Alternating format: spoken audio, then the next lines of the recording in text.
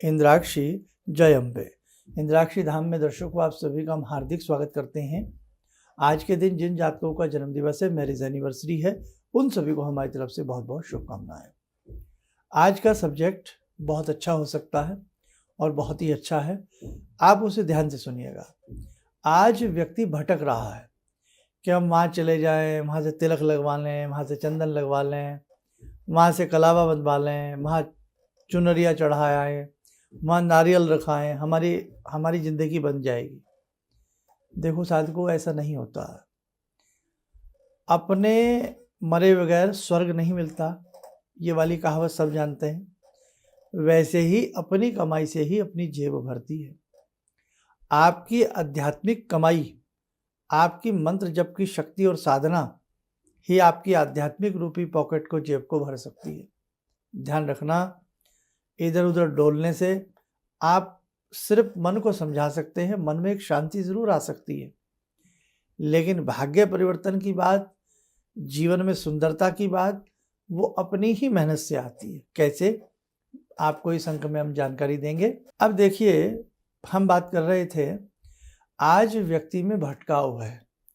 आज व्यक्ति की धारणा कम मेहनत करने की बन गई है और उसकी धारणा, अरे कहीं चले जाएं, गुरुजी के पैर पकड़ लें, गुरुजी से धागा बंधवा लें, गुरुजी से तिलक लगवा लें, ज़िंदगी हमारी बलवान हो जाएगी। ये बुरा मत मानिएगा, लेकिन ये धारणा बहुत बड़ी बन चुकी है। वहाँ चले जाएं, दर्शन कराएं, दर्शन करिए, तीर्थ पर जाइए, लेकिन ये भावना लेकर के अब करना कुछ नहीं पड़ेगा, सब कुछ भगवान जी हमारे लिए कर देंगे, सब कुछ गुरु जी हमारे लिए कर देंगे। तो ध्यान रखना, ये सोच हमारी 100 का 100%, 100 का 100 टंच, ये हमारी सोच गलत है। अगर ऐसा होने लगे तो संसार में फिर तो कोई भी मेहनत ना करे। ध्यान रखना, जैसे अपनी जेब अपने पैसों की मेहनत से ही भरती है। आपको कोई कितने भी रोज पैसे दे ले, जिंदगी में कभी बरकत नहीं आएगी। जब हम स्वयं कमाने लगेंगे, थोड़ा ही सही, लेकिन हम मेहनत करने लगेंगे, हमारी मेहनत से ही हम हलवा खाएं, हम 56 भोग का भोग लगाएं, हम कुछ भी करें, अपनी मेहनत से ही अपनी जेब भरती है। किसी के देने से कभी किसी की जेब नहीं भरी है, ये ध्यान रखना। अब इसका अर्थ क्या हुआ? आध्यात्मिक पूंजी में आप कहीं भी चले जाइए, लेकिन जो साधना आप प्रतिदिन अपने घर के मंदिर में बैठ करके करते हैं ना, और जो मंत्र जपते हैं, उसी साधना को प्रबल कर लीजिए। अपने गुरु मंत्र को प्रबल कर लीजिए, अपने इष्ट मंत्र को प्रबल कर लीजिए। आध्यात्मिक रूपी जो आपकी जेब है, पॉकेट है, वो आपकी मंत्र साधना ही उसे भर सकती है। आपकी मंत्र साधना ही उसे भरेगी, और जैसे ही जब वो पॉकेट भरेगी, प्रारब्ध के संचित गुप्त पाप या कैसे भी वो नष्ट होंगे और हमारे जीवन का भाग्य उदय होना शुरू हो जाएगा। हमें जीवन में खुशियां मिलनी शुरू हो जाएंगी।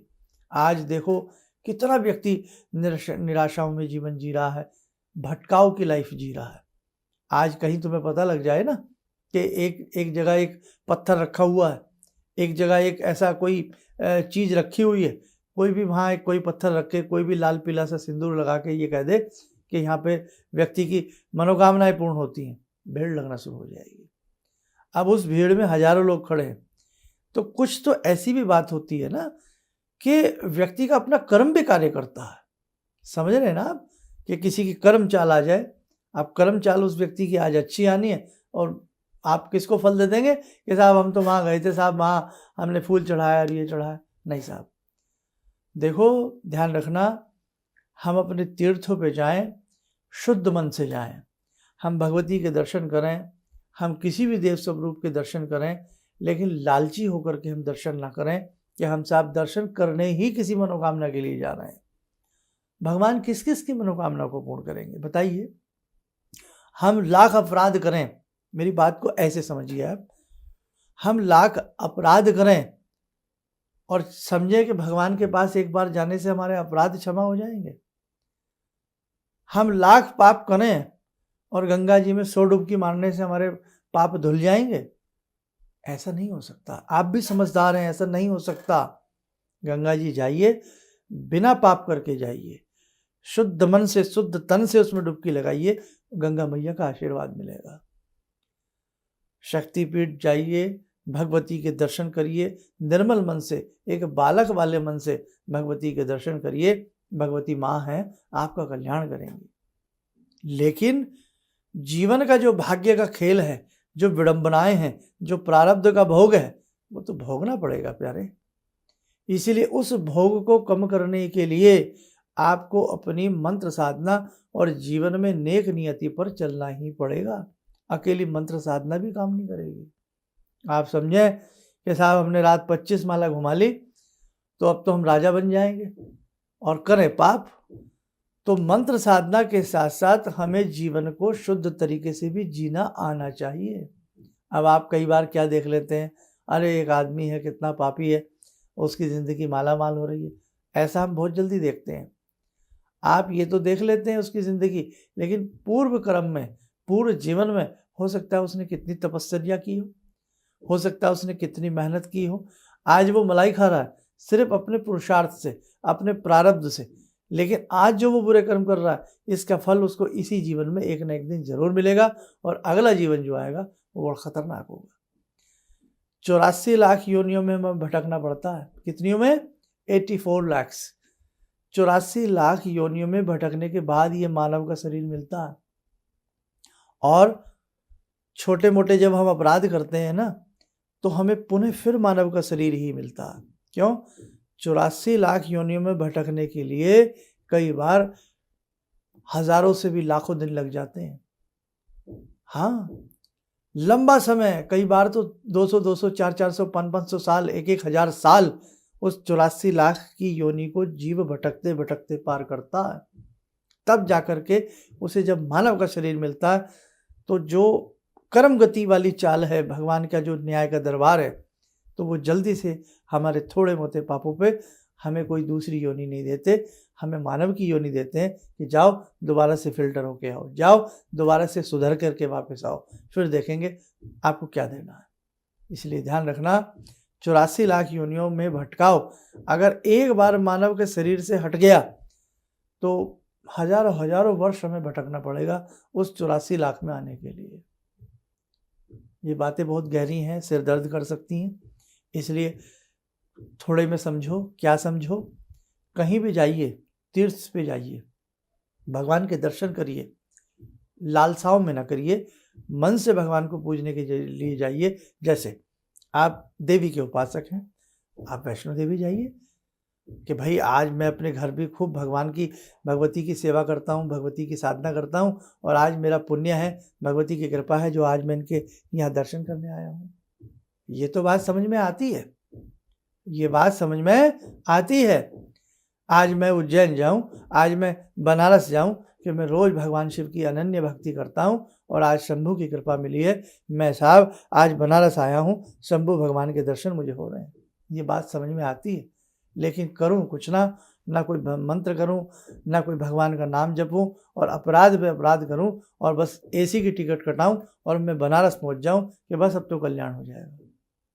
ये सोच आपकी हो सकती है, लेकिन एक आध्यात्मिक पगडंडी पर चलने वाले उस मुसाफिर की नहीं हो सकती। ऐसे आप कितनी बार बनारस चले जाइए, कितनी बार आप कहीं चले जाइए, मुझे नहीं लगता कि कुछ हो सकता जब तक हम अपने कर्मों को नहीं सुधारेंगे। एक माँ, हमारे घर में जो माँ है, आपकी माँ है, एक माँ भी जो बच्चा सही नहीं होता ना, उसको जीवन भर समझाती रहती है। वो बच्चा उसके पैर भी दबाए झटक देती है, अरे हट, पैरों का हाथ मत लगाना, तू पापी है। अंदर से प्यार करती है, लेकिन बाहर से उसे झटक देती है, झटकती है ना, हट पीछे, तू सही नहीं है। एक टीचर जो बच्चा शैतान होता है, तुम चुप रहो, बोलने का अवसर भी नहीं मिलता शैतान बच्चे को। क्यों? टीचर को पता है ये शैतान है, और टीचर उस पर थोड़ी कड़ाई बरतता है, थोड़ी सख्ती बरतता है। क्यों? उसकी भलाई के लिए, उसे सुधारने के लिए, उसे पढ़ाने के लिए, उसकी अच्छाई के लिए। बच्चे को कई बार लगेगा हमें ही डांटते रहते हैं, नहीं, शिक्षक कभी किसी बच्चे से बैर भाव नहीं रखते। वो बच्चों के भले के लिए, उनके उत्तम भविष्य के लिए, उत्तम विद्या के लिए वो अपना रुख ऐसा बनाते हैं कई बार। तो ऐसे ही ध्यान रखना, अपराध मन से जाएंगे, अपराध करके जाएंगे, हमें भगवान हमारी भक्ति को भी एक बार को नकार सकते हैं। इसलिए अपने दिमाग से ये बातें निकाल दीजिए कि बिना कुछ करे हम फूलों की टोकरी लेके पहुंच जाएं और कोई गुरुजी मिले, यहाँ पे धागा बांध दें, लंबा सा आहा त्रिपुंड गाड़ दें आपको, बस मज़ा आ गया, कल्याण भव, बस ऐसे ऐसे नहीं होता भैया। देखो आपके चक्कर में मुझे बड़ा कटु बोलना पड़ता है, पता नहीं क्या क्या मुझे सुनना भी पड़ता है, लेकिन सही बताने के लिए सही बताना भी चाहिए, समझाने के लिए। इसलिए ध्यान रखना, अच्छे बच्चे बन के भगवान के दरबार में जाओ, उत्तम व्यक्तित्व लेकर के भगवान के दरबार में जाओ, अपने अंदर गुणों का विकास करके भगवान के पास जाओ, वो सहर्ष आपको स्वीकार करेंगे। भगवान कृष्ण को मिलने के लिए पता नहीं कहाँ कहाँ से लोग आते हैं, लेकिन जैसे ही भगवान कृष्ण को पता लगा कि एक भोला भाला मेरा मित्र भोला भाला मिलने के लिए आया है, कैसे दौड़ पड़े, स्वयं दौड़ पड़े। तो भगवान तो भैया जहाँ पूजा पाठ कर रहे हैं ना, वहीं दौड़ करके आ जाएंगे, वहीं आ जाएंगे।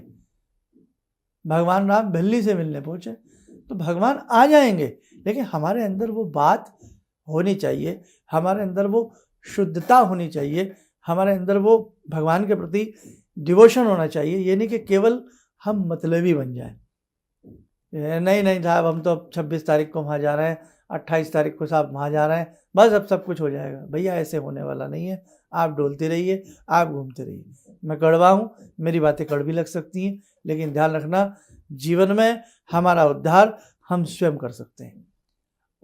अपना सुधार संसार की सबसे बड़ी सेवा है। परम पूज्य गुरुदेव की बात बिल्कुल सत्य है। हम दूसरों को बाद में सुधारेंगे, पहले स्वयं सुधर जाए ना, तो संसार की सबसे बड़ी सेवा हो जाएगी। इसलिए ध्यान रखना, आपके गुरुजी ने जो आपको मंत्र दिया है उसे आत्मसात कर लीजिए, उसे ढंग से पढ़िए। आप जिस मंत्र को जानते हैं, जिस देवता के प्रति आपके मन में प्रीति है, उन्हीं देवता के मन का आप मंत्र पढ़िए। अच्छे से घोट दीजिए अपनी साधना को, नियम संयम बना करके एक उचित समय पर, एक सही समय पर अपनी साधना को करिएगा, आपके जीवन में कमाल आ जाएगा। बस आज मुझे आपको समझाने का यही अर्थ था। और उसी श्रृंखला में हम भी आपके कई बार कान पकड़ लेते हैं। कैसे? अब आपसे एक साधना करा रहे हैं 24 मिनट की, करा रहे हैं ना 24 मिनट की साधना, इसीलिए करा रहे हैं आपके मन का भटकाव दूर हो। आप जब प्रैक्टिकल खुद करेंगे ना, तो आपको समझ में आएगा कि भाई मैं मेहनत कर रहा हूँ, अब देखो कैसे भगवान की कृपा होती है। अब एक किसान ना खेत में बीज डाले, ना गुड़ाई रुपाई करे, और वो हमेशा आस लगा करके बैठ जाए कोई और कर देगा। जा हम भी किसी गुरुजी के पैर छुआएं, अपने आप बीज बूझ जाएंगे, अपने आप फसल आ जाएगी? नहीं हो सकती। एक छात्र है, एक स्टूडेंट है, दिन भर गुरुजी के बीच में रहता है। ये हिंदी के गुरुजी हैं, ये इंग्लिश के हैं, ये मैथ्स के हैं, है ना, सब गुरुओं के बीच में रहता है, लेकिन फिर भी उसे पढ़ना पड़ता है, फिर भी उसे किताबों से माथापच्ची करनी पड़ती है। 2-4 घंटे स्कूल के बाद भी उसे एक्स्ट्रा देने पड़ते हैं ना, तब भी जा कर के कई बार माता पिता को डाउट होता है, ये अच्छे मार्क्स लाएगा नहीं लाएगा, ये पास होगा ये नहीं होगा। गुरुओं के साथ रहता है। तो कहने का भाव क्या निकल करके आया कि जब तक हम स्वयं पुरुषार्थ नहीं करेंगे, हम स्वयं मेहनत नहीं करेंगे, तो क्या हमारे गुरुजी जिनसे हम पढ़ते हैं, स्कूल में रहते हैं 365 दिन, उसके बाद भी हम अगली कक्षा में चले जाते हैं, वही गुरु लोग हमें पढ़ाते होते हैं, तो क्या वो हम पर तरस खा के हमें पास कर देंगे? अगर हम कॉपी में कुछ भी ना लिखे हैं, तो क्या वो गुरुजी हमें पास कर देंगे? है तो वो गुरुजी। अब आप सोचते हैं ना, गुरुजी के पास गए, लंबा सा तिलक लगवा दिया, धागा बंध गया, पीठ पे हाथ मारा गुरुजी ने, जाओ, तो क्या वो गुरुजी आपको पास कर देंगे? आपने कुछ नहीं लिखा कॉपी में, गलत लिखा है, तो क्या आप पास हो जाओगे? नहीं हो सकते ना, फेल हो जाओगे।